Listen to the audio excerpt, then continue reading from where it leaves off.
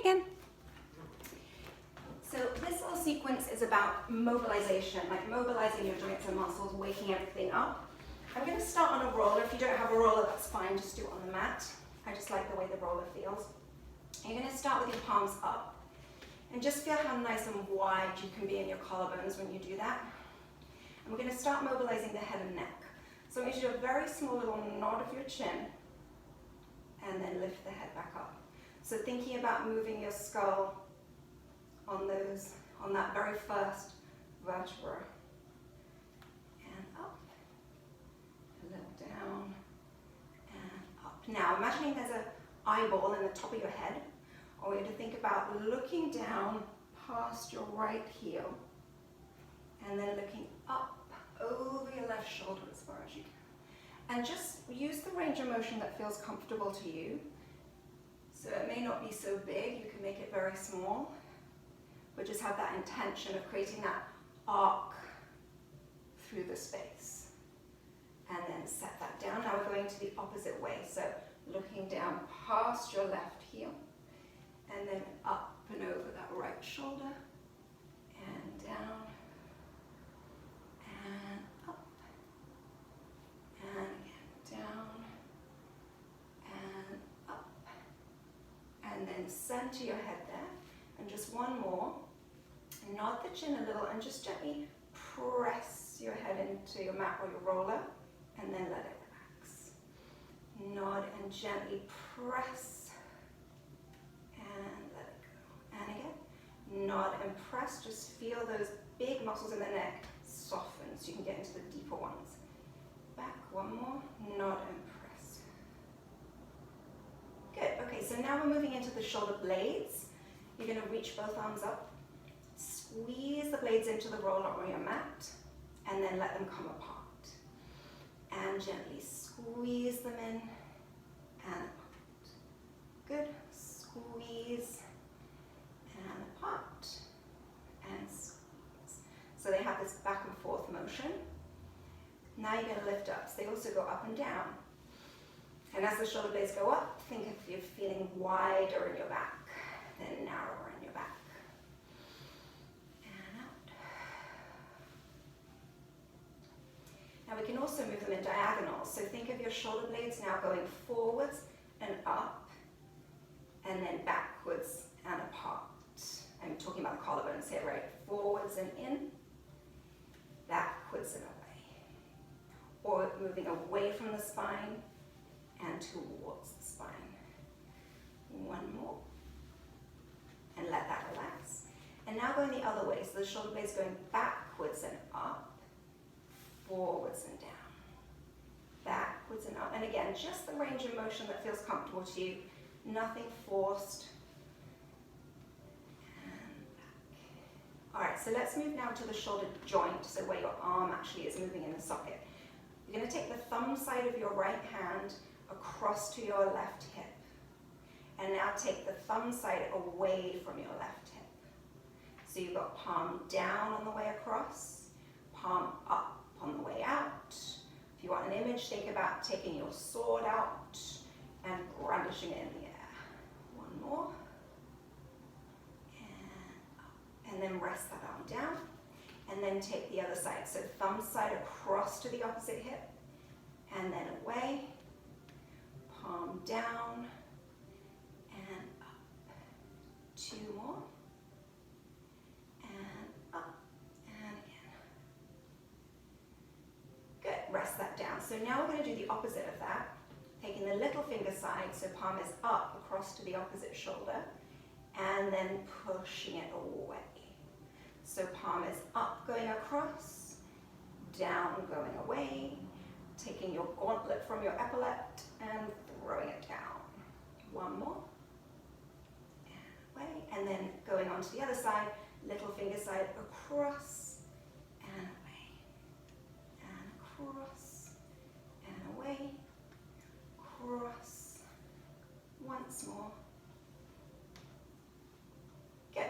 All right, so now we're going to get rid of the roller if you have one, just slide it off. And if you were on the roller, just lie flat and just feel now how much you can feel the curves of the spine, right?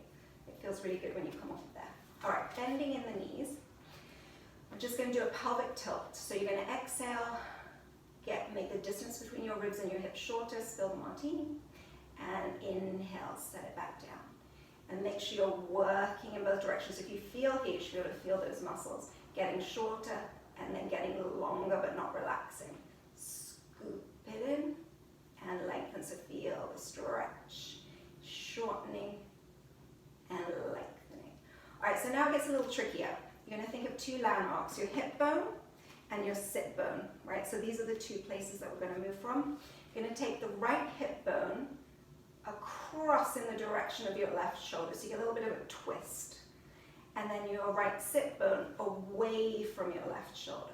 So it's still an arc or a diagonal across and away. And again, remembering we're not letting go, it's shortening and it's lengthening.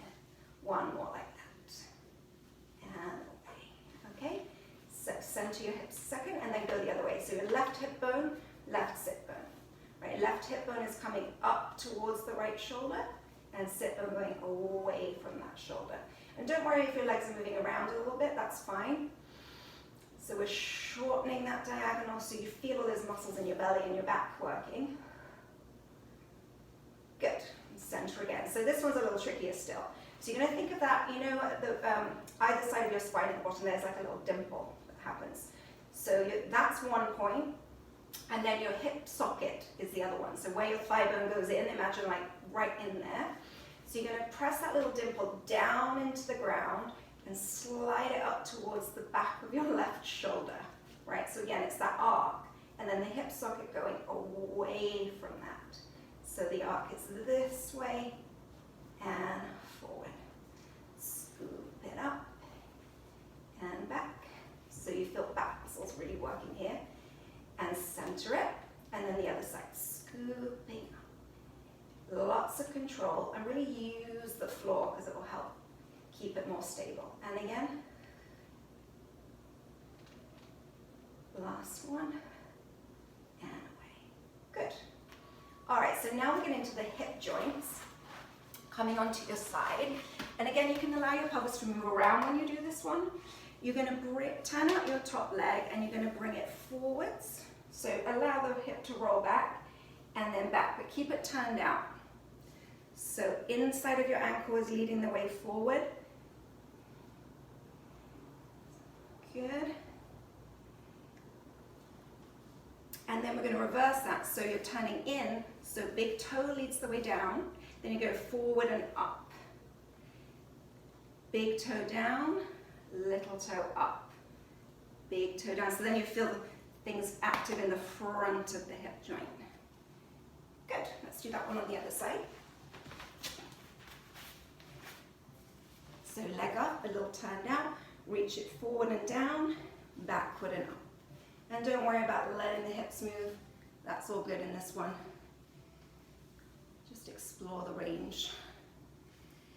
Now, big toe leads the way down, so your leg is turning in, and little toe leads the way forward and up. Down and up. Down, so there's your arc this way. Good. All right, make your way onto your front. Hands by your shoulders. And put your left hand under your forehead, and the right hand by your legs. So we're going to do that twist one that we did in the other sequence, but we're going to add the leg. So left shoulder coming back. Reach and look over your shoulder, lifting your left leg up. And then come back down, looking under the opposite side.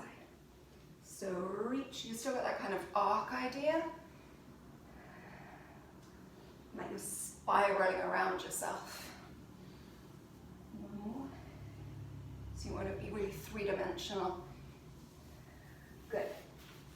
And now the other side. So rotate and lengthen up. And down, and up, open, and one more. Good, now reach the arms out in front of you. You see me, let me move back a little bit. Okay, so you're going to lift your right arm and your left leg, and just hold there a minute. Make sure your ear stays in line with the bump on the top of your shoulder, and come down, and reach.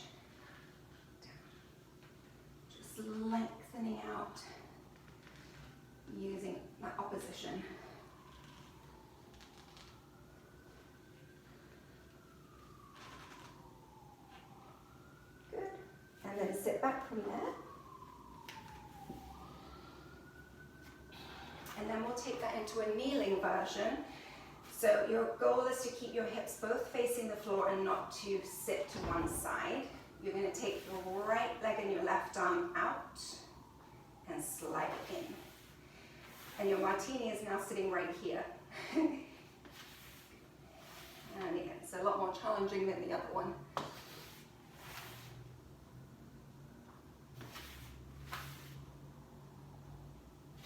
One more time. Good, now take both hands across to the right side. You can put one hand on top of the other. And then keeping your hips reaching back, round your spine. And lengthen out. And again.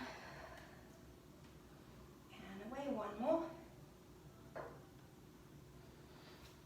And then over to the other side, round, just getting a little length between the rib cage and the top of the pelvis. Come back to the middle now, hinging at the hips, so just folding back and forth.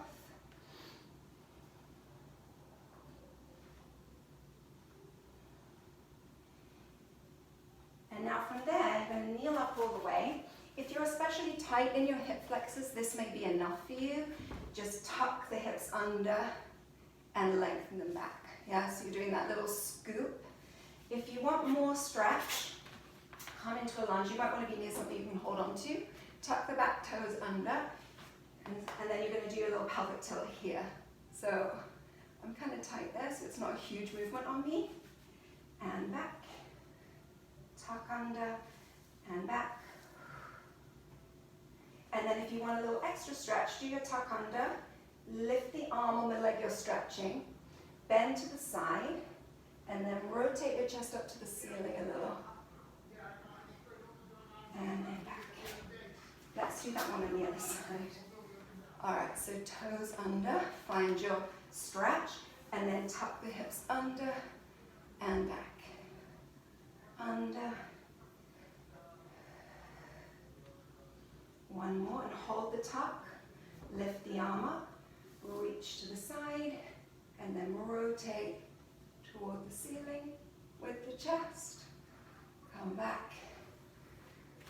And that's that. So you can use this as kind of a warm-up for whatever else you're going to do. Okay, see